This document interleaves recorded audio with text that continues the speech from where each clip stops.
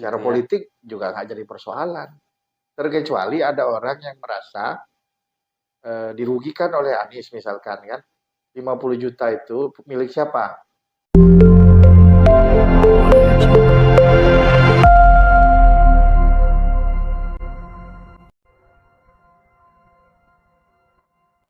Assalamualaikum warahmatullahi wabarakatuh. Berjumpa lagi kita dalam Npol Show. Pada kesempatan kali ini, tentunya seperti hari-hari biasanya, kita hadir untuk membahas isu-isu nasional kebangsaan yang tentunya isu tersebut menjadi pangkal daripada majunya bangsa dan negara ke depannya. Ya, karena hari ini sudah menjelang momentum Pilpres, kita coba ulas kembali tentang Pilpres ini, yang memang kalau kita lihat dinamikanya hari ini sudah sangat kencang ya. Berbagai manuver-manuver politik sudah dilakukan, kemudian kampanye-kampanye yang sifatnya untuk menyudutkan pihak-pihak tertentu juga sudah sangat masif. Oleh karena itu kita sudah hadir di sini bersama-sama dengan narasumber kita, yaitu Bang Anies Fauzan. Gimana kabarnya, Bang? Alhamdulillah, baik. Pak. Siap, alhamdulillah, Bang. Jadi sekedar ini bahwa beliau ini Bang Anies Fauzan ini merupakan lawyer atau pengacara ya. Profesi beliau lawyer tentunya, dan beliau juga sangat aktif dalam aktivitas-aktivitas politik tentunya. Sangat tertarik, dan lebih spesifik lagi beliau ini merupakan Bang Anies Fauzan adalah pimpinan atau pengurus daripada Dewan Pimpinan Pusat Partai Demokrat yang hari ini Bang aktif di Bapilu ya Bang ya? Ya, Badan Pemenangan Pemilu Siap. DPP Partai Demokrat. Ya.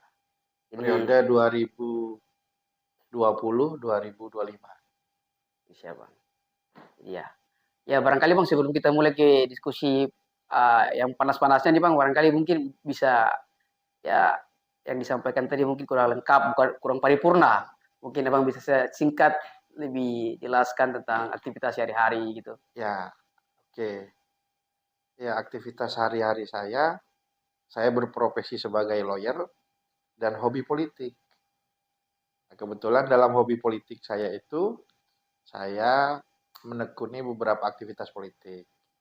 Bergabung dengan Partai Demokrat dan oleh Mas Agus Harimurti Yudhoyono, Ya, ya. Pak Ketum Partai Demokrat, saya diajak untuk bergabung di kepengurusan beliau, pengurusan DPP periode 2020-2025 sebagai Badan Pemenangan Pemilu DPP Partai Demokrat.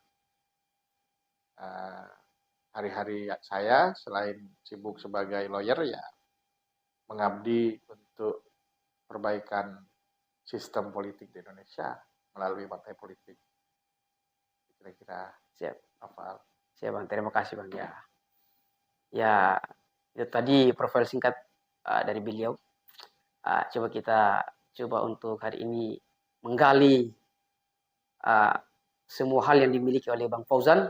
Sambil minum ya Bang. Iya dong. Jangan terlalu tegang ya Bang ya. Iya dong. Jadi gini Bang, kalau kita lihat tentang kontestasi Pilpres ini kan nampaknya sudah sangat dekat kan. Dan memang kalau dilihat koalisi yang hari ini sudah terbangun, yang walaupun belum ada deklarasi bersama kan, ada PKS dan Demokrat serta Nasdem tentunya. Tapi sampai detik ini memang publik bisa melihat bahwa nampaknya koalisi ketiga partai itu sudah final. Nah ini langsung ini daripada Bapilu Partai Demokrat ini kan, bagaimana nih pandangan Abang melihat Kenapa aktivitas itu? Kenapa pertanyaannya cuma Pilpres? Kan pemilu 2024 itu bukan hanya Pilpres. Ada pemilu presiden, ada pemilu legislatif. Dua-duanya sama menariknya sebenarnya. Karena dilaksanakan berbarengan, serentak kan. Di 14 Februari 2024. Karena dilaksanakan serentak di 2024, mestinya isunya bukan hanya Pilpres, tapi Pileg juga. Kenapa? Karena siapapun yang menang pileg nanti 2024 berpotensi akan jadi partai penguasa. Begitu jadi partai penguasa, pemenang pemilu, kemungkinan untuk jadi partai penguasa di periode selanjutnya akan sangat terbuka. Peluang yang sangat lebar. Itu. Makanya ini dua hal yang tidak bisa dipisahkan. Ya, Bang. Ngomong soal pilpres ya harus juga ngomong soal pemilu Pileg. legislatif. Karena tiket untuk mendapatkan tiket untuk menjadi calon presiden itu kan ditentukan oleh legislatif. Lewat presidential threshold ya. Threshold itu ya kursi DPR, kursi legislatif. Meskipun di 2024 itu yang dipakai thresholdnya threshold hasil 2019. Walaupun juga dikritisi juga kan. Nah, itu kata orang ibarat orang beli tiket sepak bola, tiketnya dipakai 2 kali, gitu kira-kira. Udah expire sebetulnya kan. Cuma karena sudah ya kebijakannya seperti itu kita ikuti. Nah, kembali ngomong soal pilpres. Tadi hari ini kalau Partai Demokrat kan sudah jelas kemarin Pak Mas Ketum Mas Agus itu Mas AHY menyatakan bahwa Demokrat akan mendukung Mas Anies Baswedan sebagai calon presiden, bakal calon presiden, masih bakal calon presiden, karena belum pendaftaran KPU. Kalau udah di KPU, baru calon, ya kan? Dia masih bakal calon. Tapi Partai Nasdem, Partai Demokrat, Partai PKS itu kan sudah dalam satu alur yang sama, sudah dalam satu pemikiran yang sama, mencalonkan Anies Baswedan sebagai calon presiden 2024. Apa sih yang menjadi tolak ukur Demokrat memiliki pandangan yang sama, apalagi punya pandangan bahwa capres harus Anies, padahal kan ada beberapa nama misalnya yang berkembang kan? Oh iya, memang selain Anies ada beberapa nama yang ada dipublikkan, tetapi Partai Demokrat yang selama beberapa tahun ini konsisten di luar pemerintahan, ya kan, menganggap bahwa 2024 ini eranya perbaikan dan perubahan. Eranya perubahan dan perbaikan gitu kira-kira ya. Maka sosok yang dianggap merepresentasi perubahan dan perbaikan itu adanya di Anies Baswedan. Demokrat melihat ada potensi itu. Adanya di Anies Baswedan lah, kira-kira begitu, bukan di yang lain, di calon-calon yang lain. Pertanyaan berikutnya, siapa wakilnya? Kan begitu. Sebentar mau ditanyakan tapi sudah disampaikan ya. Karena terus aku tadi ngelihat kau pengen nanya kan siapa wakilnya. Sebenarnya bukan saya Bang, tapi memang seluruh rakyat Indonesia ini penasaran ini kan, karena memang pilpres kali ini sosok pemuda itu memang simbolnya ada dua, ada pada Pak Anies dan juga ada Pak kami AHY gitu. Saya selaku pengurus DPP Partai Demokrat ya sudah pasti ketika ditanya siapa calon presiden, calon wakil presiden, wakilnya Anies Baswedan, ya, nama AHY pasti akan kita sorongkan. Bukan itu tanpa alasan. Ada banyak alasan yang sehingga kemudian AHY ini cukup kuat untuk mendampingi. Buktinya beberapa hasil-hasil survei yang dilakukan oleh lembaga-lembaga survei kredibel itu selalu saja menempatkan AHY ini sebagai calon wakil presiden Anies yang menyumbang elektoral, yang berdampak elektoral terhadap. Jika dipasangkannya dia Pak Anies dengan Pak AHY dengan Pak Anies dipasangkan itu bisa. You bisa cek simulasi berbagai lembaga survei soal itu. Pasti ketika dipasangkan nama Anies Baswedan dan Agus Harimurti Yudhoyono itu skornya paling tinggi di antara simulasi-simulasi yang lain. Nah ini kan kita bicara bicara akademis ya, bukti penelitian ya, riset. Politik itu ya memang perlu juga adanya riset kan, penelitian juga. Iya dong. Kan sekarang udah era modern, masa masih kita percaya jangan asumsi dan feeling. Feeling itu perlu, tetapi kalau ada gambaran secara akademis yang sudah menggambarkan secara cukup jelas, kenapa kita nggak pakai itu? Betul, siap. Nah ini jadi satu hal penting juga memang ya, bahwa uh, melihat dengan fenomena hari ini, misalnya sosok pilpres yang sudah juga disepakati oleh 3 partai politik yang ada kan. Nah ini kan juga dihantam oleh berbagai gelombang, badai. Nah ini menyikapi fenomena-fenomena seperti ini, yang fenomena nakal seperti ini, bagaimana nih Bang pandangannya Bang? Yang mana ini? Yang soal yang mana dulu? Ya misalnya sekarang ini yang kemarin berbeda kan, uh, Capres Anies ini punya utang dan seterusnya, boy. Ya, Macam kalau ya. kalau soal itu kan sudah lewat itu. Itu soal pilkada DKI, ya kan? Dan secara hukum itu nggak jadi persoalan sebenarnya. Secara Gitu ya. politik juga nggak jadi persoalan. Terkecuali ada orang yang merasa dirugikan oleh Anies misalkan kan. 50 juta itu milik siapa? Dan si pemilik 50 juta itu ngaku dia rugi. 50 M. Rugi nggak dibayar, terus Iya, ada wan prestasi gitu-gitu. Ada wan prestasi, dia kemudian menuntut. Itu jadi soal. Kalau ini kan bukan peristiwa hukum. Ya, nggak bisa jadi peristiwa hukum betul, hukum betul. perdata maupun pidana. Jadi memang mau Ya dicari, nggak ada salahnya. mau cari secara politis ataupun secara hukum memang tidak ada sama sekali Ya yang nggak perlu ada, dikhawatirkan ya nggak Bang ya. ada. Khawatir apa? Kalau soal begitu-begitu, orang namanya orang membantu, katanya kan. Nggak ada wan prestasi. Terkecuali ada wan prestasi, siapa yang buka itu? Yang buka masalah utang 50 miliar itu apa siapa namanya? Kalau nggak salah waktu itu Erwin Aksa ya, sama Sandiaga Uno kan. Bertanya seperti gitu loh Bang. Jadi ya bukan masalah hukum, bukan masalah persoalan hukum yang Itu kan serius. masalah-masalah privat aja ya Bang ya. Oh iya, ya namanya orang ngasih Tapi bantuan. ini barangkali Bang mungkin ini adalah tanda bahwa ada ketakutan juga ya Bang ya, dari kelompok-kelompok tertentu nih kepada sosok Capres Anies ini ya Bang ya. Saya nggak ngerti ya kalau itu ya. Tapi pastilah karena eh, kalau dipasangkan itu hari ini kan ada 3 orang yang calon presiden itu yang selalu berada di atas surveinya ya kan. Betul betul.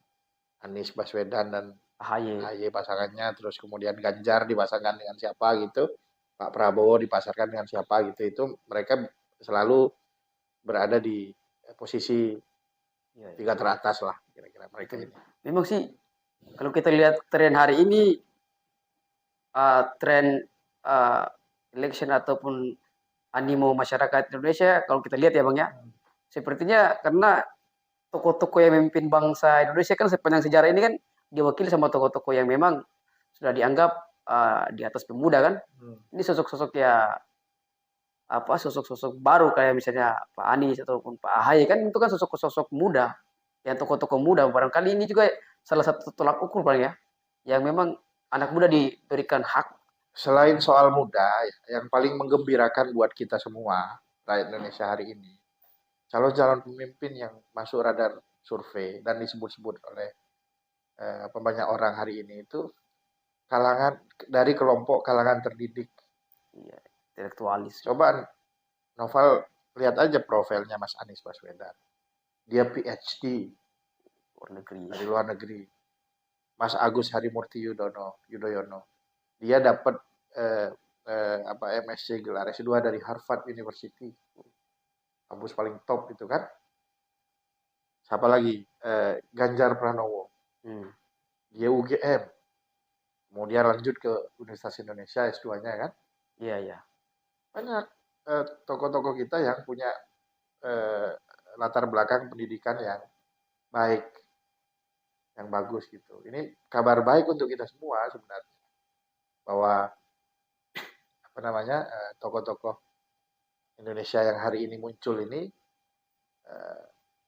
bobotnya adalah kira-kira secara akademis. Ya, jadi orang-orang yang latar belakang intelektualnya tidak perlu dipertanyakan. Oh iya, Jelas nasabnya kan. itu berpengaruh terhadap pola pikir, terhadap cara kepemimpinan mereka. Iya, betul betul. Gitu. Ya, memang Kalau soal muda itu kan relatif. Kalau soal muda kan ada yang bilang muda itu bukan hanya terbatas usia, tetapi semangat gitu. Itu relatif kalau soal muda. Iya memang, tapi juga memang penting juga ini kan membangkitkan, karena kalau dilihat rata-rata pada juga jumlah pemilih-pemilih ini kan dari anak-anak muda kan, juga barangkali Ya, bisa mengikuti tren itu. ya pemilih hari ini 30% Hmm. pemilih pemula itu adalah orang dari generasimu ini.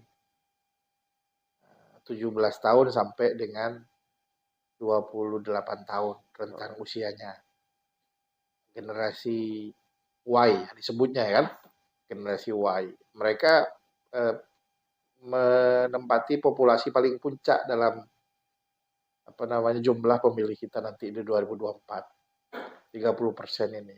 Potensi juga itu Bang. Nah, Berarti yang kebiasaannya seperti kau ini main podcast, iya. main TikTok Tapi Bang, jangan gitu-gitu disalahkan kan. anak muda sekarang agak kreatif kan. Jadi Ya, yang penting bagus, edukasi bagus, politik bagus, itu kan bagus, penting dan lain bagus. seterusnya. Ya, Bang. Kalau dilihat sih memang capres kali ini agak-agak unik. Kalau untuk Mas Anies ya Bang ya, Pak Ah, Anies yang tadi Abang sampaikan secara nasab akademik itu tuntas, ya kan? ah, Kemudian secara konteks kepemimpinan oleh sebagian orang menganggap coba dilihat dari track record. ya. Jadi begini Nah, ya, soal Pilpres ya seperti yang saya katakan tadi. Ya, kita tinggal nunggu pasangannya, simulasi pasangannya pasti gitu kan. iya, Dan nggak akan banyak sih nanti itu ya. Nggak akan tiba-tiba orang yang tidak pernah disebut namanya tiba-tiba jadi capres. betul, betul. Nggak akan. Ya pasti di antara yang sudah Yang sering sudah kau sudah. dengar itu. Makanya ya di situ-situ aja nanti. Intinya Bang, Justru menurutku selain soal capres seperti yang aku bilang di awal, yang menarik juga yang perlu kau dalami mengenai sistem pemilu kita ini. hmm, Sistem pemilu proporsional tertutup atau terbuka yang saat ini lagi diuji di Mahkamah Konstitusi ini. Itu menarik secara teoritis dan secara akademis diteliti dan didalami. itu Kenapa? gimana? Karena akan berdampak itu terhadap sistem pemilu kita. Kalau 2009 yang lalu, 2019 yang lalu kita kan pakainya sistem proporsional terbuka. Terbuka. Jadi siapa yang dapat suara terbanyak, ya kan, di satu dada pemilihan, Hmm, maka dia dapat kursi dari partai manapun, ya kan? betul betul. Kalau dia dapat suara terbanyak, yang penting partainya lolos parlemen threshold, dia bisa jadi DPR RI. Iya iya iya. Ada 80 dapil dulu se-Indonesia untuk RI tahun 2009. Sekarang naik jadi 84 dapil Yang keempat ya. karena ada pemekaran 84 dapil. Tetapi nah, itu dia. Kalau tiba-tiba berubah sistemnya di Iya. saat tahapan sudah jalan, kan sudah Sudah jalan dekat nih ini kan. tahapan. Anggaran Tahapan pemilu juga pemilu sudah sudah keluar semua kan. jalan. Itu akan berdampak kemana-mana. Sistem tertutup. Sistem tertutup itu sama saja kemudian mengambil hak rakyat kembali. Hak Gitu. masyarakat Untuk untuk memilih memilih langsung. langsung calon legislatifnya diambil lagi. Nggak boleh lagi milih calon orang, tapi milih partai. Tapi bukannya itu Bang sudah pernah digugat ya Bang? Tahun 2000 berapa? Nah, 2000 itu mestinya kalau misalkan konsistensi MK. MK konsisten dengan putusan yang lalu, ya dia tetap pada proporsional terbuka. Kan? Tetapi kan saat ini masih berjalan ini. Proses gugatan. Prosesnya berjalan. Ya, saya nggak tahu akhirnya akan seperti apa ya, tetapi yang jelas ada 8 partai yang menolak sistem proporsional tertutup, Ya. terus kemudian ada satu partai yang ingin proporsional tertutup, kira-kira gitu. Nah, itu menarik untuk dikaji lebih lanjut. Itu bisa Apakah menguntungkan buat Indonesia, buat demokrasi kita ke depan kalau misalnya tertutup? Atau malah akan bikin chaos kan begitu? bisa jadi yang seperti Abang sampaikan tadi bahwa dengan durasi waktu yang sudah ada hari ini mendekat itu sudah sangat dekat dengan pemilu 2004 kan, Hmm, semua kesiapan tahapan-tahapan sudah dikerjakan. Tapi kalau ya, misalnya itu bisa potensi buat ya, chaos juga pemilu kita. iya akan apa ya? Ya dari sisi penyelenggara pemilu pasti juga akan kesulitan untuk beradaptasi. Si apalagi apa namanya yang paling nanti akan mendapatkan dampak langsung adalah caleg-caleg itu yang udah mempersiapkan diri dengan sistem proporsional terbuka, ternyata tertutup katanya kan. Udah habis duit banyak-banyak kan. Nah, coba Baliho lihat di mana-mana. mereka sudah bangun jaringan ya kan, udah bentuk tim sukses, sebagian malah sudah ada yang pasang baliho di Baliho di mana-mana gitu mana-mana. kan. Reklame di mana-mana. Meskipun belum masuk masa kampanye, Iya. tapi kan tidak masalah untuk mengenal diri mereka kan. Betul. Belum Kan ada penetapan tidak KPU. menyebutkan dia caleg, cuma Betul. branding namanya. Nah, begitu nanti MK misalkan, mudah-mudahan tetap seperti yang Konsisten lalu. ya. Nah, kalau misalkan tiba-tiba MK tetapkan tertutup, apa enggak sakit kepala mereka itu kan? Bisa bunuh diri. Nah, ya bunuh diri enggak lah, tetapi ya Aduh. pasti akan berdampak lah terhadap Betul. karena prosesnya sudah jalan. Iya. Kecuali kalau mau fair dari awal, proses sebelum jalan Iya. jauh-jauh hari sebelumnya Sebelum dipikirkan, udah misalkan sistem tertutup lebih bagus dari terbuka. Ini kajian akademiknya, misalkan kan gitu betul. kan. Udah dekat-dekat baru mau dirubah lagi mekanismenya. Baik, Bang. Ini satu lagi. Gimana? Cukup sudah? Terakhir, Bang. Oh, terakhir. Terakhir ini tentang Pilpres lagi, Bang, kita kembali ke Pilpres. Menurut bacaan Abang, Pilpres kali ini apakah bisa terjadi 2 poros atau bahkan 3 poros? Bisa 3 poros, bisa juga 4 poros. Yang menarik itu simulasi surveinya Pak Saiful Mujani ya di SMRC beberapa hari yang lalu itu. Kayaknya saya lebih condong ke itu. Ada 3-4 poros. Kalau ada 3-4 poros kan, ya pasti 2 putaran. Karena di sistem di undang-undang kita itu Pilpres, kalau tidak ada yang melampaui suara 50% plus 1, maka lanjut putaran kedua. Kalau calonnya ada 3 atau lebih, sudah pasti tidak bisa 1 putaran. Gitu ya. Soal pertanyaannya siapa yang akan menang di putaran pertama, ya kan? Siapa yang akan lolos putaran kedua? Itu jadi pertanyaan kita bersama. Jadi belum semua bisa kita jawab lah. Wallahu a'lam bishawab. Kan? Kita serahkan kepada para elit yang bermanuver ke sana kemari kan? Ya. Gitu. Ya, itu barangkali diskusi singkat kita dengan Bang Anies Fauzan. Sangat edukatif dan tentunya semoga apa yang didiskusikan tadi bisa memberikan manfaat. Kita doakan untuk Bang Fauzan agar sehat-sehat selalu, dimudahkan segala urusannya dan tentunya kedepannya semakin berjaya lagi. Amin. Dan terakhir saya pesan anak-anak muda generasinya Noval ini ya memang harus menggunakan hak pilihnya dengan baik nanti di pemilu 2024. Karena 30% itu kan banyak itu. Jumlah populasi 30. Itu bahkan bisa menentukan siapa yang akan menang. Menentukan masa depan bangsa. Menentukan masa depan bangsa dan menentukan siapa yang akan menang pemilu. Itu ya. Siap, Bang.